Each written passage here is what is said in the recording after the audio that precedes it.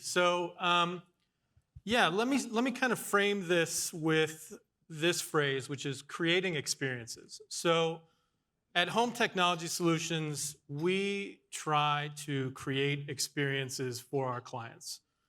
We do that by selling technology and selling products that are very technologically focused. But we always try to make sure that we keep our eye on experiences, because our view is that ultimately that is what homeowners want. For every one homeowner that we have that kind of says, oh, I want this specific model of TV or this specific model of speakers, 99 say, I don't have any clue about this kind of thing. I just want you to be able to come in and give me whole home audio, or I just want a theater that looks cool and I can have my friends over to watch a movie or a game or what have you. So we really try, and I know Tara's going to speak about this as well, but we try to make sure that at the beginning we understand exactly what are they trying to achieve, not necessarily what they want, because oftentimes there's a little bit of a mismatch between what they think they want and actually what they're trying to achieve. I came into this business a little under 4 years ago, and I am outside of this business. I'm a little bit of a unicorn in the custom integration field. Most people that are in this business have been installers and have come up through that, and that's not me. I spent many, many years in marketing and woke up one day and decided I didn't want to be in the corporate world anymore, and for some reason went out and bought a custom integration company. Best decision I've ever made, aside from marrying my wife. Why are we laughing? Yeah, because these guys know, they get it. So I come at things a little differently. And the first event that I went to, I'll never forget, in 2019, I was walking around and it was so focused on Dolby Atmos and 8K and 4K and 12.2, 0.3, 0.6, 0.4, and all of these theaters, and they were so cool. And I remember thinking to myself, I wonder if my homeowners would care. The homeowners that we work with right now, would they really be as into this as all of these integrators were? And I don't really think that most of them would, and that they are, because I ultimately think this is what they want. Yep. Now, I think what we provide can help them to get to making family memories, but I think ultimately what people want is to be more productive, to be entertained. They want their house to be smarter so that they can be more efficient, things like that.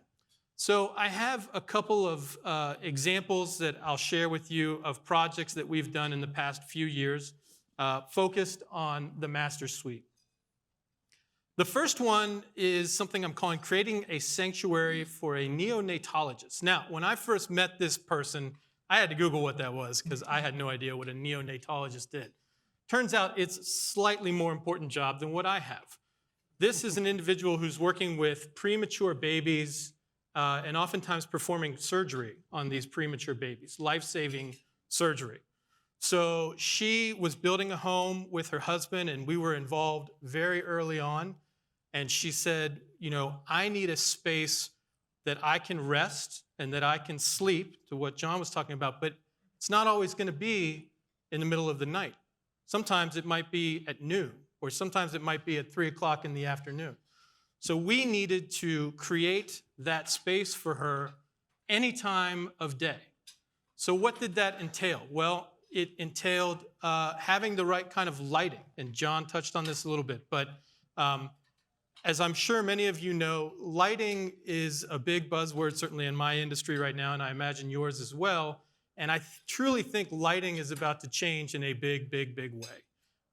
Not only with the introduction of LED fixtures and the getting rid of halogen bulbs and incandescent bulbs, but really the ability to tune lighting to match the time of day, to match a person's circadian rhythm, et cetera. And I know Tara's going to speak a little bit more about that and take a deeper dive. But so the first thing that we needed to focus on in this bedroom was to make sure that the lighting could be completely tunable, completely dimmable, the full RGB color spectrum, so that we could create not only the environment that she needed, but really those transition environments. So you don't want to go from blinding 60-watt halogens to complete pitch dark blackness.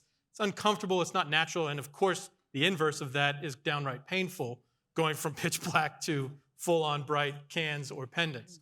So we need to be able to manipulate that light in a more natural way. That was one element of it. Another element is sound, and John also teed this up.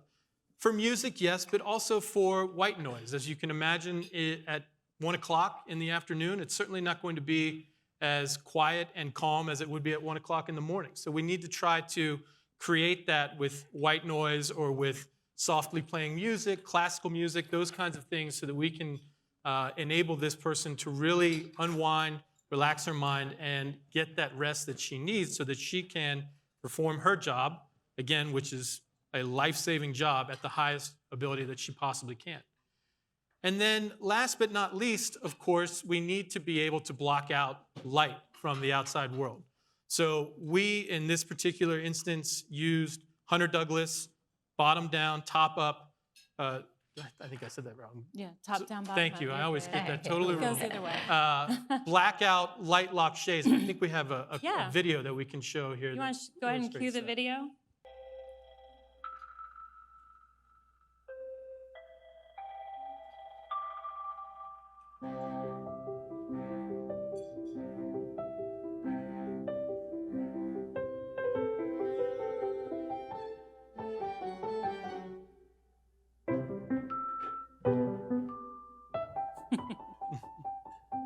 There you go.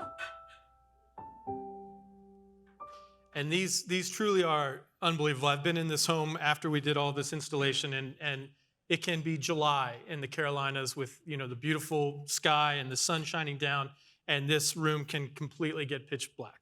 It's pretty impressive. Can you talk about the construction features on that a little bit? I mean, is Absolutely. it less construction work required than the channels? No, it's zero. So my best practice recommendation for you guys is just drywall frame out that window. You can add a seal, but you don't need any additional wood trim on the outside if you'd like. It's not necessary. We provide the channel tracks and also a sill channel. And I have it on display here today, and very, very simple to install. And I Super think you simple. guys can attest Absolutely. to that. Yeah. Super Very. simple. So my recommendation is, if you're gonna, again, this is at the beginning, the design intent is to have a light lock blackout system in a bedroom or a child's room, then that'll tell you and your architect you don't need to do any of the additional wood trimming and all the elements, because we're just gonna kind of cover it up, right? So that's my best practice recommendation for Cool. you. Yeah. Mike, can you talk to white noise? I mean, what are you doing specifically? Are you using sound masking technology to blot stuff out, or is it more device driven?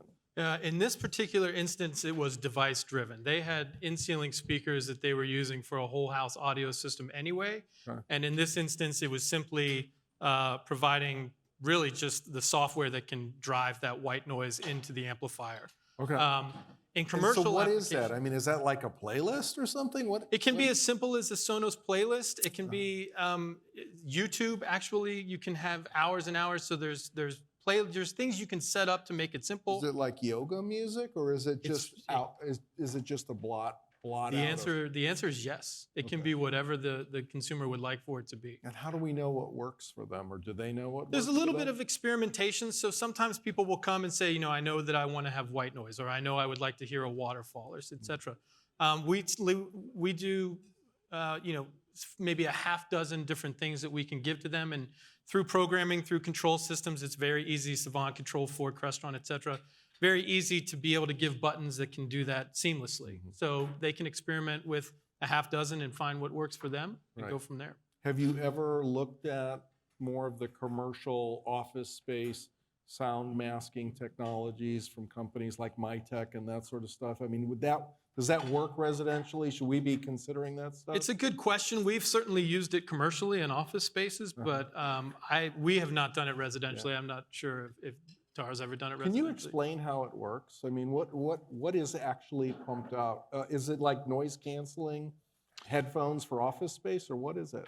That's above my pay grade. Okay. I'm not All right. sure exactly, to be honest with you, how it works. I know that it just pumps it out of there. I'm not exactly sure the science behind Okay. it, but it definitely can create an environment, like you said, where the noise is canceled and you Yeah. just get very used to that Yeah. white noise. Cool. Cool. So that was this particular project. And again, it started with us listening and wanting to start at what are you looking to achieve in this particular room? In other rooms in the house, they were looking to achieve different things, entertaining, etc. But we always come with questions initially of what kind of experience do you want to have, and then build it from there. And I think, as Tara can attest, some integrators come with the products first, and I think that's backwards. I don't think that that's the way to do it. So let me. Hey, Mike, I'm sorry to interrupt you No. again, but the trade partnership that got us to this solution, I mean, was there an architect involved with this, a builder involved? How did you all team up to get to this room-specific set of solutions? In this particular instance, this was a couple who walked into our showroom completely out of the blue, which is very rare for us. Okay. We do have a showroom that it's a little bit of a retail area, but not a lot, and they happened to be driving by and they came in. It was a builder that we don't typically work with, but we partnered with them in this particular instance, and it went great. So the homeowner brought you into the The process. homeowner was the one who brought us in this particular instance. Okay. So let me briefly give one more example here. This is another one that happened in the past year, keeping the fire lit. So We're going to give Mike a special award, a medal for addressing the intimacy. yeah, category. so as Liz was Googling this image was fun. So because as John mentioned, it's not just sleep that happens in the bedroom, right? There are other things, or none of us would be here. Now, I know a lot of you had trouble just swallowing right then, thinking about that. But, it is a fact that other things happen in the bedroom. And we had a gentleman who was a previous client that we had done work for, who was building a new home. This gentleman, I think, is maybe in his 50s. He's been married for a long time. And we have a great rapport. And he said, Mike, I really would like to be able to very quickly create an ambiance and a mood in our master suite. And I said, all right, Jack, tell me a little bit more about that, but not a ton more, you really? And I was That's interested funny. to hear sort of what he had in mind. And what he had in mind was the ability to kind of very quickly set lighting, or lower shades, or have certain music come on, or play a certain video. So he had videos from, not that kind of video, he had videos from like their Alexa. honeymoon, Yeah. and videos No. of things that were important to them that he That's had kinda clips of. romantic. And he wanted to be able, kind of like that ad of that blue pill we're always familiar with, when the moment strikes, be ready. And he wanted to be ready. He didn't want to be fumbling around with several different remote controls, or getting up and having to go to an AV closet or a switch or something like that. He wanted to be able to have his phone or a keypad and be able to hit various buttons that would set this scene. Again, so this is what the experience this individual is looking for. It's not necessarily about all of the parts and pieces that go into that. It's the experience. Now, some of the things that do go into this are very similar to what went into creating that space for the neonatologist, but used obviously in a different way. So obviously speakers to play music, or to have other sounds of waterfalls or a beach scene, or whatever the case may be. We had a Samsung frame TV on the wall that could create, like I said, play videos that were important to them, or could create a fireplace, or a scene, from a mountain that was looking out a window, that kind of thing. We could bring the lights down. We could have, again, Hunter Douglas shades in the bedroom that could be lowered or raised, creating the right amount of ambient light that's coming in. So all of these things that we can do and we can source, but that only work when you really put them together. And so again, I think the key to creating these kinds of experiences is taking all of these great technologies, shades, lighting, music, television, security, and combining them together in ways that are pleasing to a homeowner, create the scenes that he or she would like to have. And once you kind of go down that path, you can keep going. There's a lot of different ways that you can go with that. And these are just two examples. So I think that is what I have. And I am going to pass it over to Tara.